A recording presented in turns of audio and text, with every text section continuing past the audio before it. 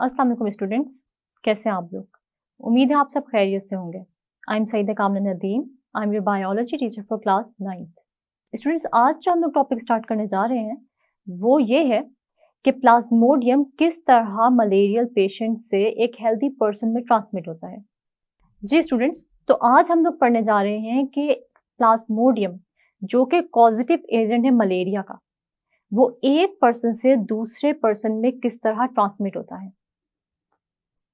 हम लोग को ये बात तो साबित हो गई कि मलेरिया प्लाज्मोडियम की वजह से ही कॉज हो रहा है, मगर अब साइंटिस्ट के सामने जो नेक्स्ट बायोलॉजिकल प्रॉब्लम आया वो ये आया कि प्लाज्मोडियम आखिर किस तरह एक इंसान से दूसरे इंसान में ट्रांसमिट हो रहा है। तो इसके लिए हमारे पास जो ऑब्जर्वेशंस थी वो दो थी, और वो दो ऑब्जर्वेशंस क्या थी। एक तो ये कि मलेरिया का और मार्शी एरियाज का आपस में कोई ना कोई रिलेशन है। तो दूसरी ऑब्जर्वेशन जो थी वो ये थी कि मार्शी पानी पीने से मलेरिया कॉज नहीं होता। हम देखते हैं कि इन ऑब्जर्वेशंस की बेस पर हमारे जहन में एक ख्याल आता है कि कोई ना कोई मलेरिया का और मार्शी एरियाज का आपस में लिंक है, या कोई ऐसा ऑर्गेनिज्म है जो कि कोई माइक्रो ऑर्गेनिज्म यानी प्लाज्मोडियम ह्यूमन तक ट्रांसमिट कर रहा है।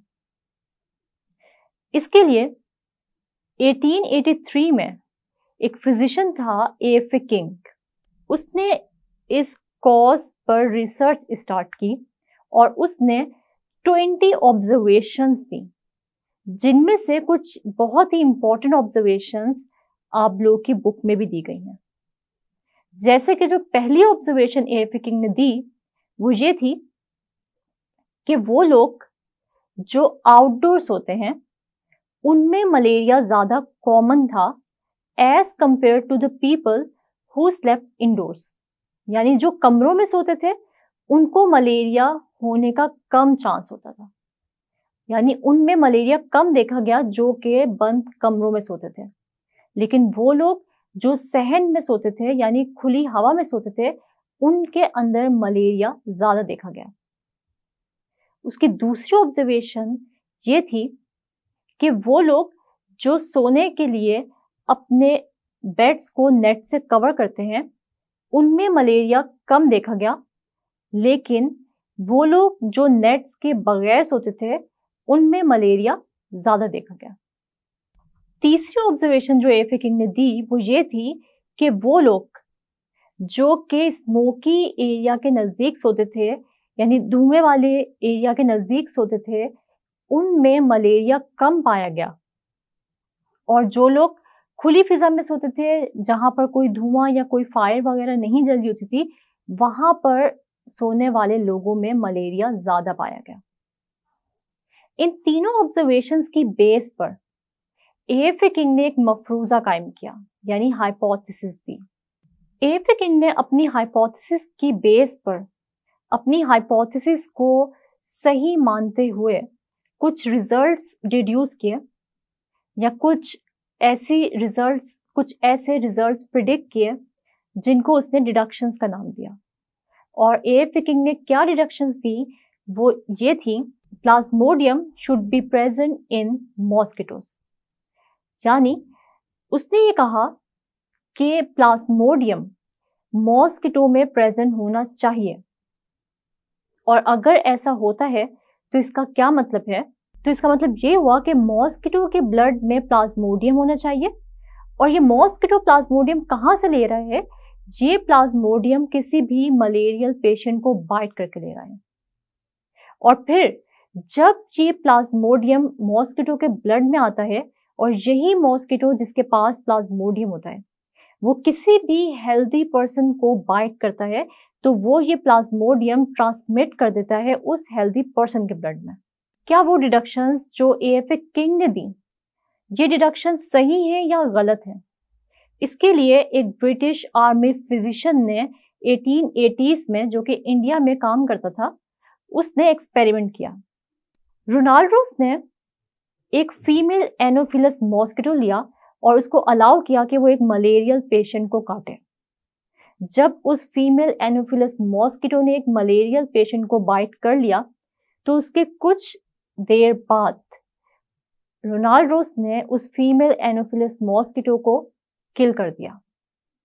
और उसके बाद जब उसने ऑब्जर्व किया उस फीमेल मॉस्किटो को तो उसने कुछ ऐसा देखा, तो उसके स्टमक में प्लाज्मोडियम मल्टीप्लाई कर रहे थे। तो इससे ये बात तो पता चल गई कि जब भी कोई मॉस्किटो किसी भी मलेरियल पेशेंट को बाइट करता है तो फिर प्लाज्मोडियम उस मलेरियल पेशेंट से उस फीमेल एनोफिलस मॉस्किटो में ट्रांसमिट हो जाता है। लेकिन नेक्स्ट स्टेप जो इस एक्सपेरिमेंट का था वो कुछ ये था कि इस फीमेल मॉस्किटो को असल में एक हेल्दी पर्सन को बाइट कराना था, लेकिन क्योंकि किसी भी ह्यूमन बीइंग पर इसके बहुत सीरियस कॉन्सिक्वेंसेस हो सकते थे, इसलिए उस वक्त रोनाल्ड रोस ने इस मॉस्किटो को किल कर दिया और किसी भी और हेल्दी पर्सन को बाइट नहीं करने दिया। रोनाल्ड रोस ने यह फैसला किया कि ये एक्सपेरिमेंट पहले हम किसी भी स्पैरो पे करते हैं। इस पर्पस के लिए उसने एक स्पैरो ली जिसको के मलेरिया था और उसने एक फीमेल क्यूलेक्स मॉस्किटो को अलाउ किया कि वो इस मलेरियल स्पैरो को बाइट करें। उसके बाद रोनाल्ड रोस ने इनमें से कुछ मॉस्किटोज को किल कर दिया और डिफरेंट वक्तों में इन मॉस्किटोज को ऑब्जर्व किया। रोनाल्ड रोस ने जब इन फीमेल क्यूलेक्स मॉस्किटोज को ऑब्जर्व किया तो उसने ये देखा कि प्लाज्मोडियम मल्टीप्लाई कर रहा है in the walls of the stomach of the mosquito और फिर ये मल्टीप्लाइड प्लाज्मोडियम मूव करते हैं into the salivary glands of mosquito और कुछ मॉस्किटोज जो कि अभी भी जिंदा थे उनको रोनाल्ड रोस ने अलाउ किया कि वो हेल्दी स्पैरोज को बाइट करें और जब उन मॉस्किटोज ने हेल्दी स्पैरोज को बाइट किया तो उनमें भी मलेरिया डेवलप हो गया।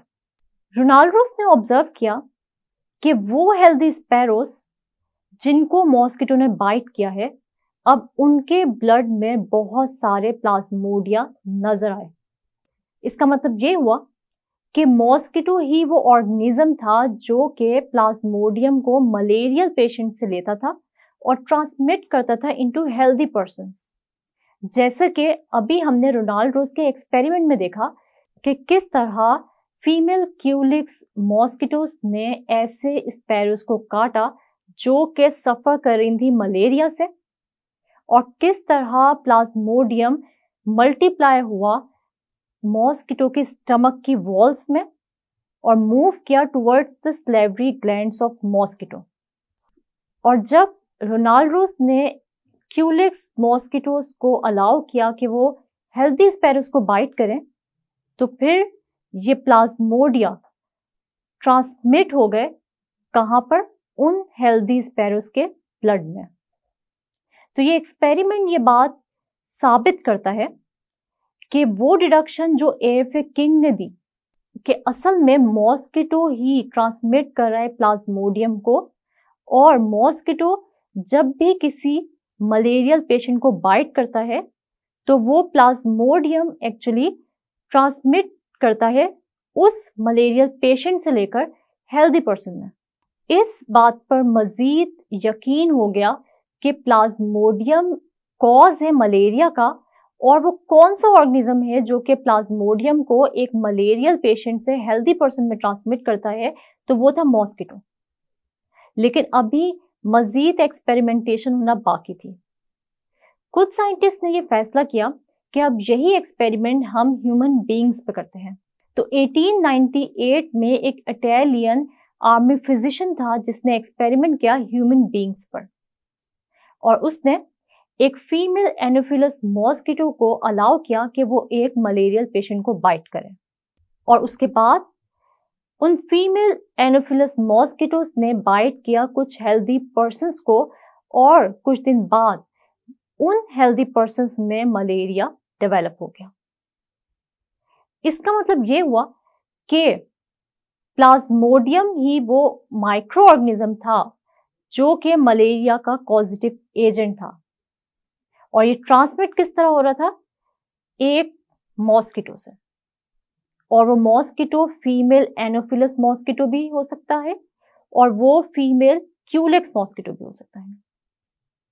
इंसानों में जो मॉस्किटो प्लाज्मोडियम को ट्रांसमिट करता है वो है फीमेल एनोफिलस मॉस्किटो, और बर्ड्स में जो प्लाज्मोडियम को ट्रांसमिट करता है वो है फीमेल क्यूलेक्स मॉस्किटो। यहाँ पर स्टूडेंट्स एक क्वेश्चन आप लोगों को दिया हुआ है, आप लोगों से एक क्वेश्चन पूछा गया है कि अपनी हाइपोथेसिस जो कि था Plasmodium is the cause of malaria, जब इस हाइपोथेसिस को हम एक्सपेरिमेंट से गुजारेंगे तो इस एक्सपेरिमेंटेशन में कंट्रोल ग्रुप कौन सा होगा और एक्सपेरिमेंटल ग्रुप कौन सा होगा। तो कंट्रोल ग्रुप जो है वो हेल्दी पर्सन्स का ग्रुप होगा या मलेरियल पेशेंट्स का ग्रुप होगा। तो हम देखते हैं कि जो कंट्रोल ग्रुप में हम जिन लोगों को हम रखेंगे वो होगा हेल्दी पर्सन्स का ग्रुप जिनको मलेरिया नहीं है, और एक्सपेरिमेंटल ग्रुप में हम लोग ऐसे लोगों को रखेंगे जिनको के ऑलरेडी मलेरिया है, जिसके अंदर प्लाज्मोडियम है, और उसके बाद फिर हम दोनों के ब्लड को लेकर टेस्ट करेंगे और एग्जामिन करेंगे अंडर माइक्रोस्कोप, और फिर हम देखेंगे कि हेल्दी पर्सन्स के ब्लड के अंदर जो है वो प्लाज्मोडियम मौजूद है या नहीं, और क्या जो मलेरियल पेशेंट्स हैं उनके अंदर प्लाज्मोडियम मौजूद है या नहीं। तो उसके बाद जो भी रिजल्ट्स आएंगे वो आप जो है फाइनलाइज करके उनको समराइज कर देंगे। तो इसका मतलब ये हुआ कि हम लोग कंट्रोल ग्रुप में हेल्दी पर्सन्स को रखेंगे। और इसके अलावा एक और जो इन्फॉर्मेशन हम लोगों ने इसके अंदर पढ़ी वो ये थी कि ये जो फीमेल एनोफिलस मॉस्किटो है ये आखिर बाइट क्यों करता है किसी भी बर्ड को या फिर मैमल को। तो उसकी वजह ये होती है कि जो फीमेल एनोफिलस मॉस्किटो है वो उसको जो है वो अपने एग्स की मैचुरेशन के लिए मैमल्स का या बर्ड्स का जो है वो ब्लड चाहिए होता है। इस वजह से जो है ये अपने एग्स को मैच्योर करने के लिए ब्लड को सक करते हैं और इस ब्लड को यूज करते हैं अपने एग्स को न्यूट्रिएंट्स प्रोवाइड करने के लिए। जी स्टूडेंट्स, तो हमारे पास कुछ क्वेश्चंस हैं आपके लिए जो कि बहुत ही इंपॉर्टेंट है एग्जाम पॉइंट ऑफ व्यू से।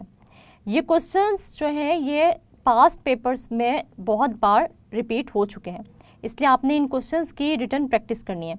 तो हमारे पास जो पहला क्वेश्चन है वो क्या है, write down observations of AFA king about malaria. AFA king ने जो ऑब्जर्वेशंस दी थी मलेरिया के बारे में वो टोटल 20 ऑब्जर्वेशंस थी, जिनमें से 3 जो है वो आपको बताई गई हैं आपकी बुक में। तो हम देखते हैं कि वो 3 ऑब्जर्वेशंस कौन सी हैं, वही आपने लिखनी है। People who slept outdoors were more likely to get malaria than those who slept indoors. यानी वो लोग जो कि खुली फिजा में सोते थे, बाहर सोते थे, उनको मलेरिया जो है वो ज़्यादा होता था as compare to the people जो कि इंडोर्स सोते थे, यानी कमरों के अंदर सोते थे, छत के नीचे सोते थे या बंद जगह पे सोते थे। इसके बाद जो ऑब्जर्वेशन दी गई AFA किंग की तरफ से वो थी people who slept under fine nets were less likely to get malaria than those who did not use such nets. एक और ऑब्जर्वेशन जो AFA किंग ने दी वो ये थी कि वो लोग जो कि नेट चूज़ करते थे यानी मॉस्किटो नेट चूज़ करते थे उनको मलेरिया जो है वो कम होता था, लेकिन वो लोग जो कि नेट्स के बगैर जो है वो सोते थे उनको मलेरिया जो है वो ज़्यादा होने के चांसेस होते थे। इसके बाद एक और जो ऑब्जर्वेशन दी गई वो क्या थी, individuals who slept near a smoky fire usually did not gate malaria. वो लोग जो कि स्मोकी फायर के नज़दीक सोते थे उनको भी जो है वो मलेरिया नहीं होता था। तो ये 3 ऑब्जर्वेशंस थी जो कि AFA किंग ने दी, इसलिए आपने ये ऑब्जर्वेशंस, चाहे वो आपसे जनरल ऑब्जर्वेशंस पूछ रहे हैं मलेरिया के बारे में जैसे मैंने आपको बताई वो जो 4 ऑब्जर्वेशंस थी, या फिर अगर आपसे AFA किंग के पूछे जाएंगे तो आपने ये 3 ऑब्जर्वेशंस लिखनी है। अगर आपको किसी साइंटिस्ट का नाम नहीं बताया गया और आपसे जनरली पूछा जा रहा है कि मलेरिया की ऑब्जर्वेशंस कौन सी थी तो आपने वो 4 ऑब्जर्वेशंस लिखनी है। इसके बाद स्टूडेंट्स हमारे पास दूसरा क्वेश्चन है, why female mosquitoes need the blood of mammals and birds. तो आप लोगों को पता है कि फीमेल मॉस्किटो को मैमल्स और बर्ड्स का ब्लड क्यों चाहिए होता है, क्योंकि हम देखते हैं कि female mosquitoes need the blood of mammals and birds for the maturation of the eggs. यानी एग्स की मैचुरेशन के लिए, उनकी डेवलपमेंट के लिए फीमेल मॉस्किटो को मैमल्स का और बर्ड्स का ब्लड चाहिए होता है, इसीलिए ये हमारा ब्लड जो है मॉस्किटो जो फीमेल मॉस्किटो होती है वो सक करती है। इसके बाद स्टूडेंट्स हमारे पास जो क्वेश्चन है ये बहुत ही इंपॉर्टेंट है और ये आपसे जो है वो पास पेपर में भी आपको ज़रूर नज़र आएगा। हम देखते हैं, differentiate between Culex and Anopheles mosquito, कि क्यूलेक्स और एनोफिलस मॉस्किटो में क्या डिफरेंस है। तो हम देखते हैं कि क्यूलेक्स और एनोफिलस मॉस्किटो दोनों ही फीमेल मॉस्किटो हैं, लेकिन इन दोनों में डिफरेंस क्या है। तो हम देखते हैं क्यूलेक्स मॉस्किटो वो फीमेल मॉस्किटो है जो कि बर्ड्स को या स्पैरोज को बाइट करती है और उनमें मलेरिया कॉज करती है, लेकिन एनोफिलस मॉस्किटो वो फीमेल मॉस्किटो है जो कि ह्यूमन बीइंग्स को बाइट करती है और ये ह्यूमन में मलेरिया कॉज करती है। तो आप लोगों को ये डिफरेंस पता चल गया। आपने ये डिफरेंस याद रखना है क्योंकि ये क्वेश्चन बहुत ही आपके लिए सारे के सारे इंपॉर्टेंट है।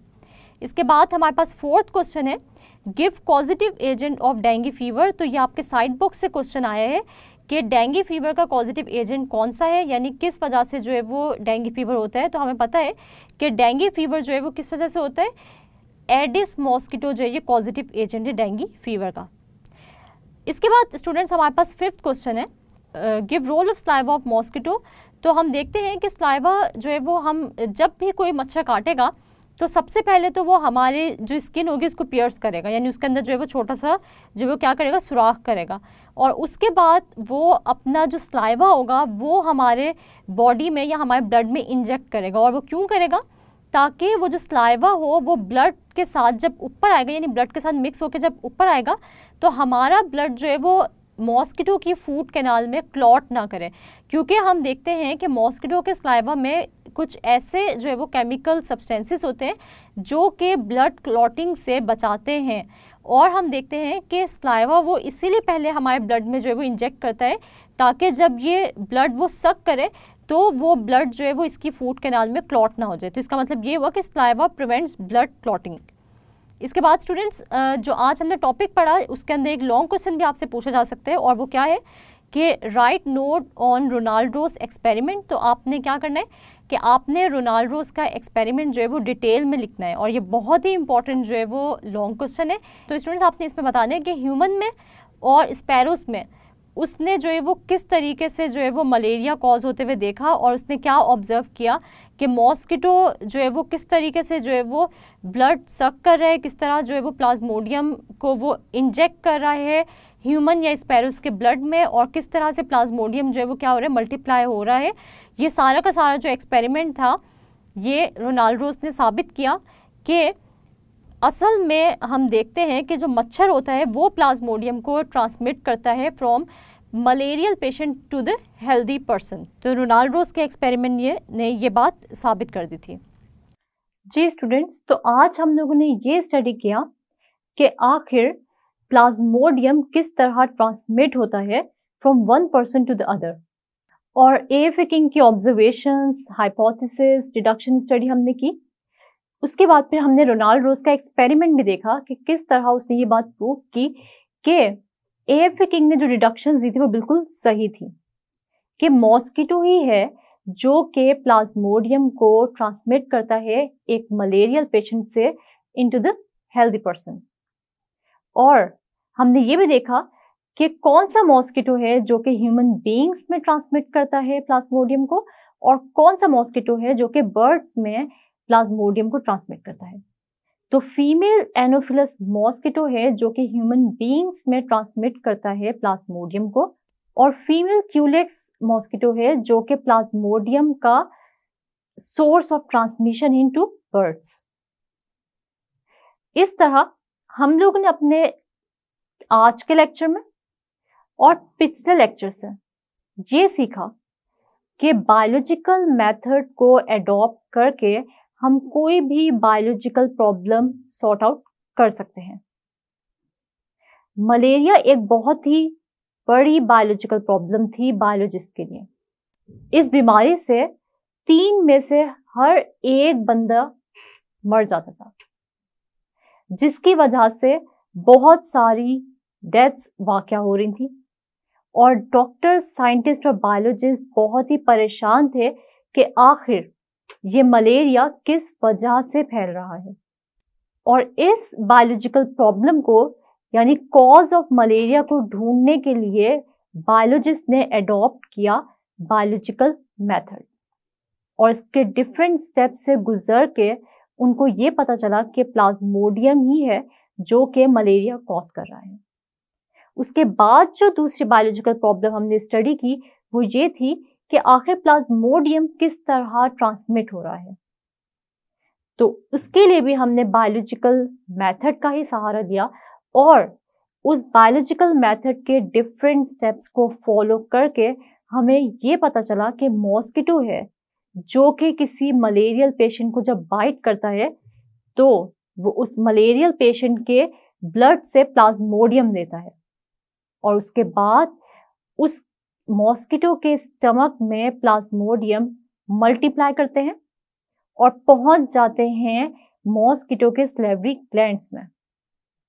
और जब वो मॉस्किटो हमें बाइट करता है तो सबसे पहले वो मॉस्किटो अपना सलाइवा हमारे ब्लड में इंसर्ट करता है ताकि हमारा ब्लड क्लॉट ना हो और इजीली वो ब्लड गुजर सके मॉस्किटो के फूड कैनाल से। इस तरह प्लाज्मोडियम जो कि सलेवरी ग्लैंड्स ऑफ मॉस्किटो में प्रेजेंट होता है वो ट्रांसमिट हो जाता है एक हेल्दी पर्सन में और वो हेल्दी पर्सन भी कुछ दिन बाद मलेरिया का पेशेंट बन जाता है। उम्मीद है आप लोगों को आज के लेक्चर की अच्छे से समझ आ गई होगी।